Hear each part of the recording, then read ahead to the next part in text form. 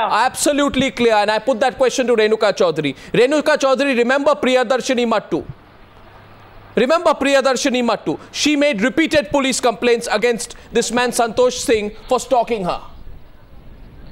So repeated police complaints for against. He should be taken in. No, 1 sec. That is the point I'm making. No, but there was no law under which he could be arrested for stalking, and so it can be argued he went on to rape and murder her. Abba Singh, is that Delhi Police Act? I'm sorry, he could be arrested under Delhi Police Act. No. It did not happen. There are so many cases where the stalking has led to acid throwing and there has led to raping. So if you are watering it down by saying that you give the benefit of doubt, first time you make it bailable, these are the things which are sending a wrong message. Because today we all had come together to send the message that rape is serious. We want rights for the women. This is sending a very wrong message that all the politicians just want to project a thing that everything is good. We have concentrated. No. It has become a political solution, not a legal solution for the rights of the women in this country. Of course not. Of course there has to be politics to legal solutions. You can't have legal solutions without politics. No, Merit, it is not without the parliament. It's a coalition dharma which is being followed. And you have it is not the interest of the women which you have thinking today. You just can't have one extreme or the other extreme. How many women? Of course I'm a woman and I've seen plenty of such cases in my life. Sure. Then would you deny that there are so many acid attacks? You want to hear a latest example? Let me give you one example. I'll tell you something. I'll give you another example. Okay, acid attack, and then I'll give you a counter example. I'm simply making a point today that, Renuka Chaudhary, acid attacks as well as rapes and murder, like the killing of Radhika Tanwar at Dholakwa, all preceded by stalking. Absolutely. Repeatedly following someone, threatening mails, texts, warning of acid attacks or rape and murder. That is stalking. It's a terror many women face with no remedy yet. Political parties sat together and took away the right from women to actually, follow up on this case. Arnab, I want Renuka Chaudhary to answer. I'll tell you something. What you're saying is be happy with what we have given you. If it's not perfect, it's too bad. But this whole business of diluting stalking and voyeurism is going to be challenged by most people. I'm sure Renuka Chaudhary eventually, yes, you too will find fault with the way this law has been passed.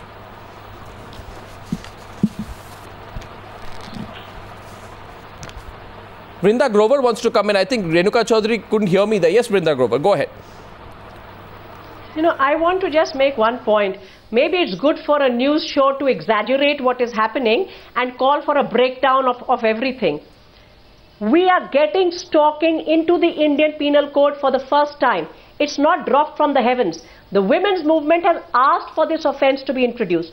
It is extremely disappointing that it is being diluted. However, are you going to make the fact that is it going to be bailable or a non-bailable offense a make or break clause for the entire law? It's about who the onus is on. Yes, it is true. Just a minute.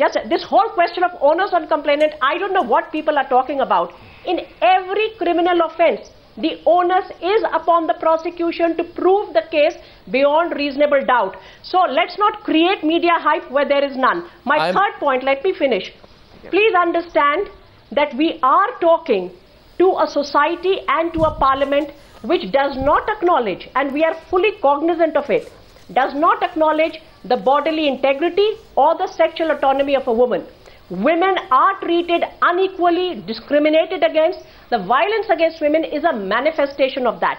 So we are not shocked and we are not alarmed that this is the debate that's going on in Parliament. We are aware of it. We are saying we have pushed the debate till here. Young women have lost their lives for this law to be introduced. Would this law have come that is what, without all this? But Ms. Grover... Therefore, now to say Ms. this Grover, is not happening, this is the most regressive thing. Ms. Grover, I'm sorry, but what you're saying is we should put blinkers on. I wouldn't put blinkers on because I know that Meenakshi Lekhi has been on the news. Meenakshi Lekhi... I am saying talk about everything that is happening. Yes, but I would... This law is about many provisions. I do not belong to a political party. I do not have to either support or run down the government, unlike many other people on your panel. Nobody wants to run down. We are discussing the merits, and it is not coming as a charity. We have fought for it. It was December when the government realized that 50% of the population in this country is waiting for justice. That is why it has come. They have not given it like this. And let us see, why are we going short every time? Why are we saying no, women have been like this, whatever we are getting we should accept, we will not accept this time. And we should run down the government. We should run down the government. No law that gives done. No law that gives rights to disadvantaged or discriminated communities is ever given by a state. It is always fought for. For 30 years, the women's movement of this country has fought exactly for this. So all that fighting has gone waste today. Exactly what one is doing. Yes, Shazia. Which is exactly what one is doing. One is fighting for that right to be included. One is saying, one is asking the question why are legislators so interested in protecting lecturers' men. Yes, but you are not going to get everything in one go. Women lose their lives because of voyeurism. Indian Parliament. And it happens in metropolitan cities. Imagine what happens in small qasbas and townships. Yes. And I know two women who I met personally who've been trying to register a complaint. They're scared to get out of the houses. All of us do this work on a regular basis. I met them yesterday. And we all know about this. Delhi CM herself says that she's worried about her daughter's safety. This is the state of affairs. Which is why you should be shocked and alarmed. Don't accept it as a fait accompli. Please be shocked. Please be alarmed. Please register your protest and make the bill strong and tough and fight for it. Well, I only remember this strong and tough does not. Can I just say? No, Meenakshi, 1 minute. Strong and tough, definitely. Strong and tough, definitely. Yeah. Definite answers, definitely. At the same time, one has to be. What did you say? No, Miss Meenakshi Lekhi, my question to you is effective. Effective. The question is about what is effective.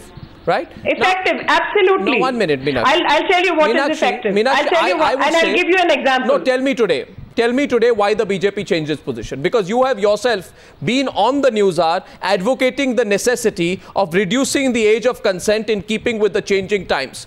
Your party seems to have taken a different view though. Does this mean that A, there is a huge divide in the party, B, that the party has adopted a position not in keeping with social realities, or C, that whatever is politically convenient, you are now arguing for? Your parties, the women leaders from your party like yourself have taken a different position, which is different from what you're saying now. I'll tell you. I'll come to that. No, first of all, has there been a change of position or not? And my position, no, there has not been any change of position. Oh, there has. Because what has happened is in 2012 December, government brought prevention of sexual offences, prevention of children from sexual offences bill, and in that particular bill they brought up the age to age of 18, and I was opposing that age, and I was saying keep it in consonance with what 376 in the IPC says and make it 16. My point of view was that there are certain sexual activities between 16 and less than 21. The marriage age in this country is 18 for the girls and 21 for the boys, but prior to marriage and at a certain age there is a possibility, and you cannot criminalize every such act, and which I have been speaking about. And such effects cannot be that you make it a statutory rape and boys between that age group start going to jails. And that was the major point, and this is exactly what I was saying. Now there are 3 laws. One is the IPC, which talks about 16. There is Prevention of Children from Sexual Offences Bill, which talks about 18.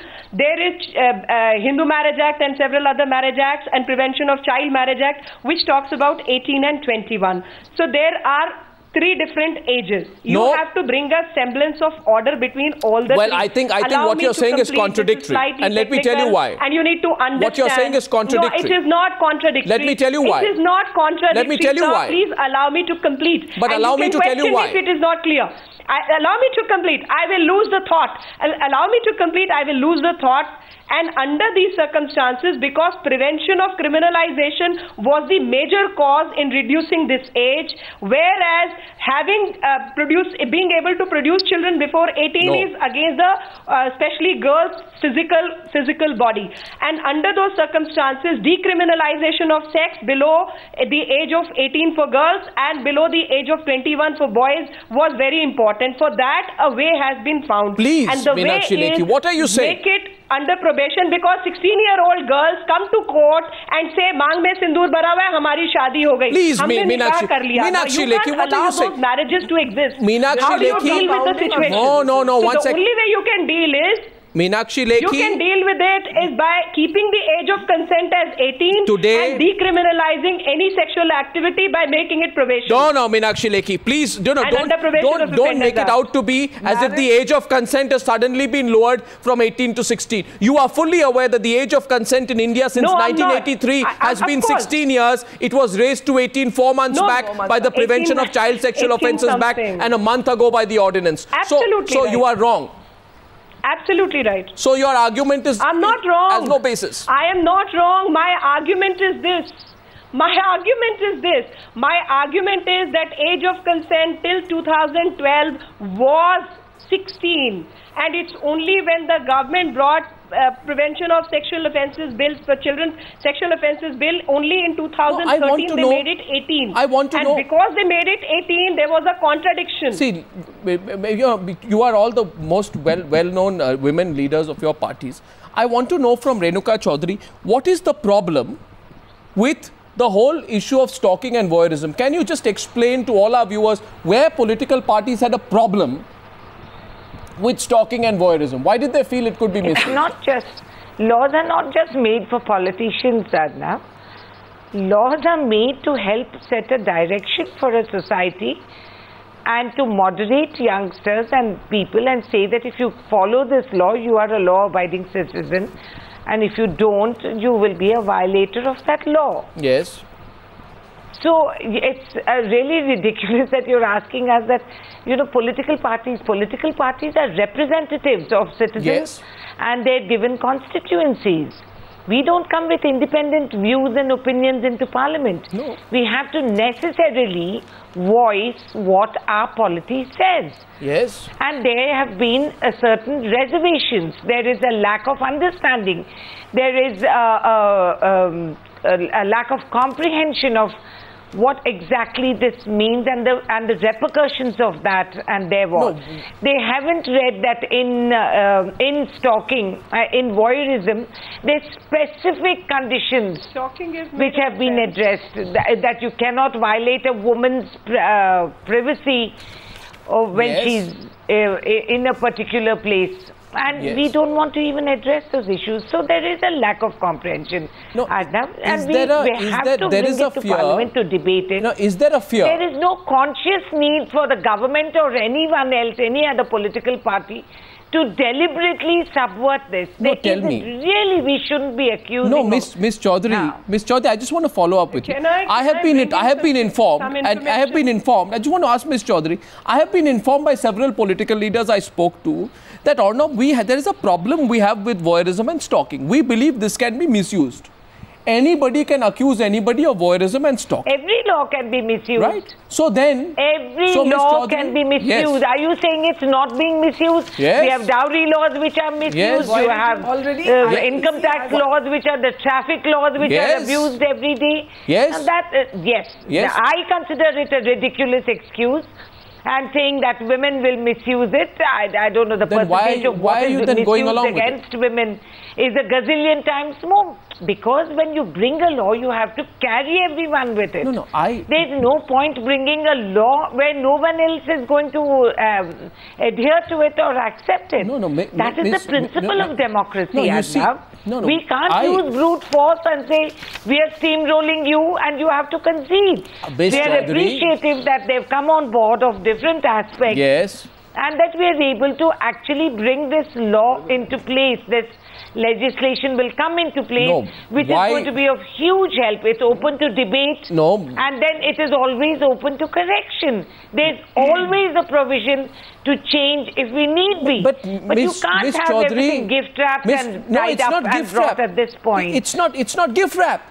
The whole business of a private act is adequately explained with respect to voyeurism and stalking and has provisions on what does not amount to stalking. Today, everyone's...